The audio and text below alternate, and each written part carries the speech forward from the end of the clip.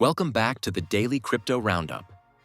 In today's Daily Crypto Roundup, we've got 4 big stories that all point to the same thing. Crypto is no longer sitting on the outside of the financial system. It is now being used by governments, by brokers, by investors, by criminals, by regulators, and by major institutions. And that means the stakes are getting bigger every single week. Today, we're looking at a Russia-linked stablecoin built around sanctions pressure. Japan's major brokers moving toward crypto investment trusts. Fresh XRP ETF inflows as network activity hits new highs. And a major Department of Justice case involving alleged darknet crypto laundering into gold. Just before we get into the first story, this episode is brought to you by Kraken, our official exchange partner. If you want a straightforward way to buy, sell, and explore crypto, Kraken is well worth a look.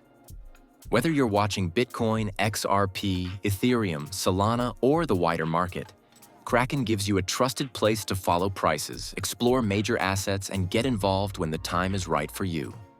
You'll find our Kraken link in the episode description. Using that link supports the show and helps us keep bringing you daily crypto news, market updates, and deep dives. And as always, this is not financial advice. Crypto trading involves risk of loss and is offered to U.S. customers through Payward Interactive Incorporated.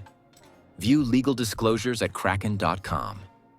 Okay, now let's start with the Russian stablecoin story, because this one goes right to the heart of where crypto, geopolitics, sanctions, and global payments are starting to collide. The stablecoin in question is A7A5, a Russia-linked token that has been described as being built to move money around traditional banking restrictions. The big point now is that the people behind it are arguing it can still survive even if sanctions are eventually lifted. And that is the interesting part, because it suggests they do not want this to be seen only as an emergency workaround. They want it to be seen as infrastructure. The argument is simple.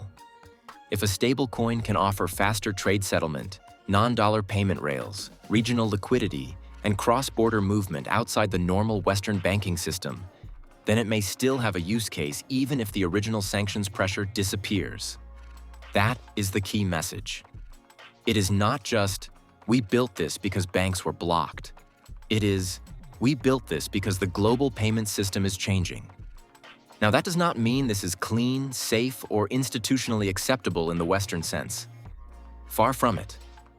A Russia-linked ruble-pegged stablecoin raises obvious questions around sanctions evasion, financial transparency, national security, and whether crypto is being used to create parallel payment networks outside the reach of the US dollar system. This is exactly why regulators are so focused on stablecoins. They are not just watching Tether USDC or dollar-backed products anymore. They are now looking at stablecoins as geopolitical tools. And this is why the story matters for the wider crypto market. Stablecoins are becoming one of the most important battlegrounds in global finance. They are no longer just something traders use to park money between trades. They are becoming payment rails, settlement layers, liquidity tools, and in some cases, political instruments. For investors, the lesson is clear. Stablecoins are going to be regulated more heavily, but they are also going to become more important. The more governments realize how powerful they are, the more they will want control over them. The big question now is whether the future of stablecoins becomes a clean, regulated, bank-integrated system, or whether it splits into competing zones. One zone led by dollar-backed, compliant stablecoins, another led by regional or politically aligned stablecoins, and another gray market layer where stablecoins are used to move around restrictions. That is the part to watch. Because if stablecoins become part of global trade settlement, then this market gets much bigger than retail speculation. Now let's move to Japan, because this is a much more constructive story for mainstream adoption.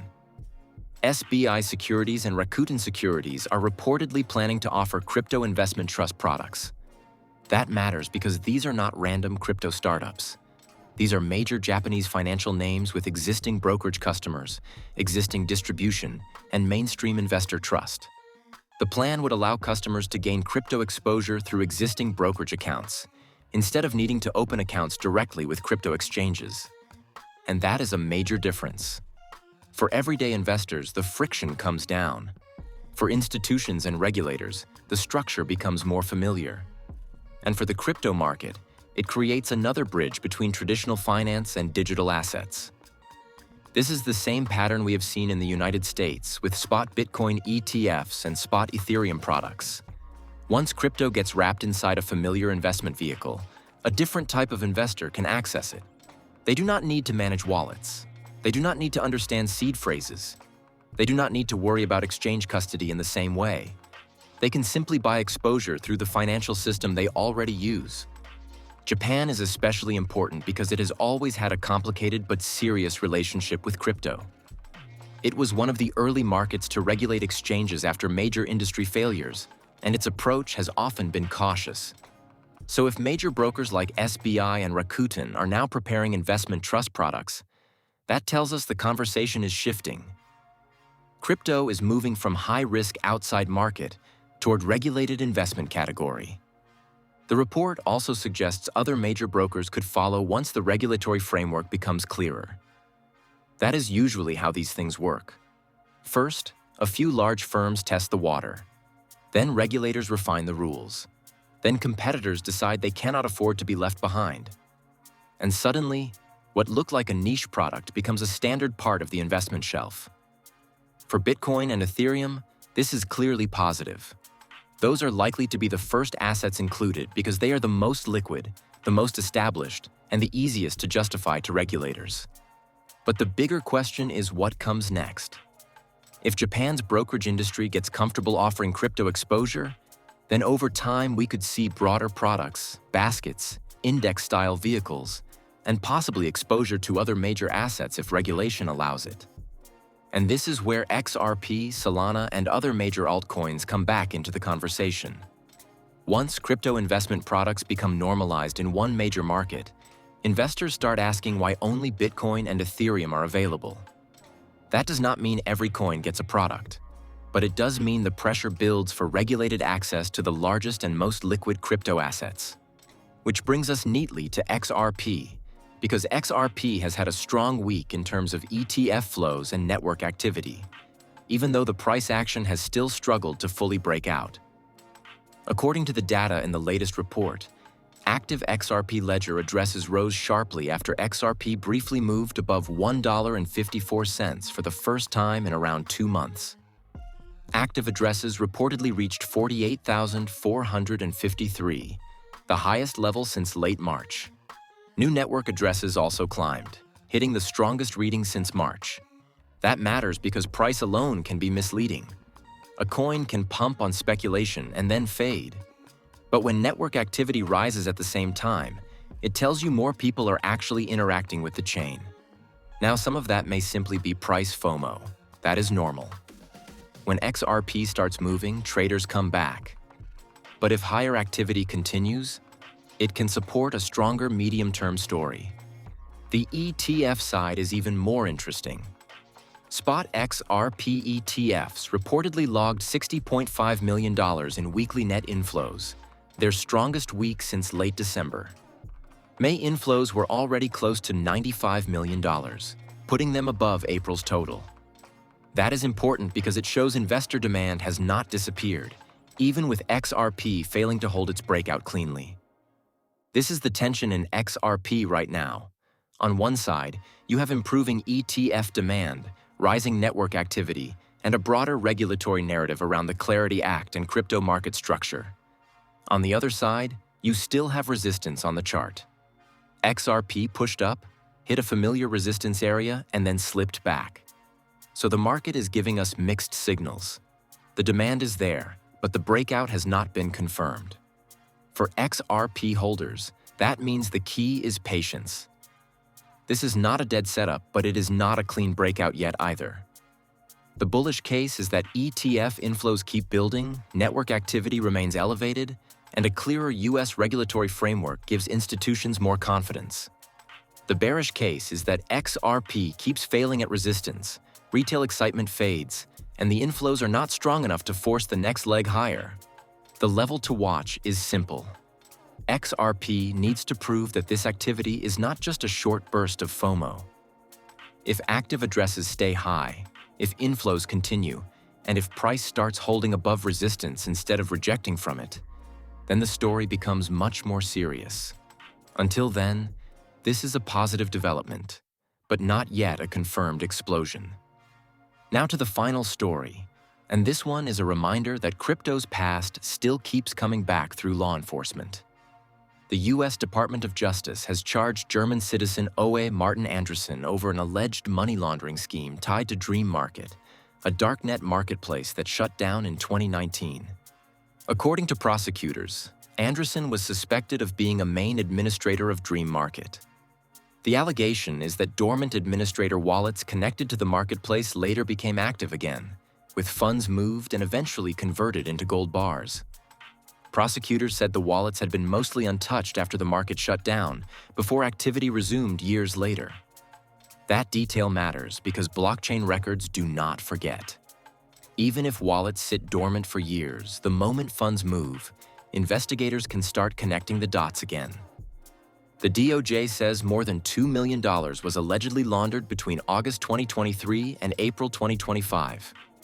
Authorities also reportedly seized around $1.7 million in gold bars, cash, and crypto-linked assets during searches. The case includes money laundering charges, with each U.S. charge carrying a potential sentence of up to 20 years in prison. And of course, it is important to say that the defendant is presumed innocent unless proven guilty. But the broader message is clear. Crypto crime investigations can remain active for years. People often think that if a darknet market shuts down, the trail goes cold. But blockchain analysis changes that. Wallets can be monitored. Old flows can be reconstructed. Exchanges can be subpoenaed. Gold purchases, shipping addresses, bank accounts, and crypto service providers can all create links in the chain. This is exactly why crypto is not as anonymous as some people think. It can be private in some situations, but public blockchains leave permanent records.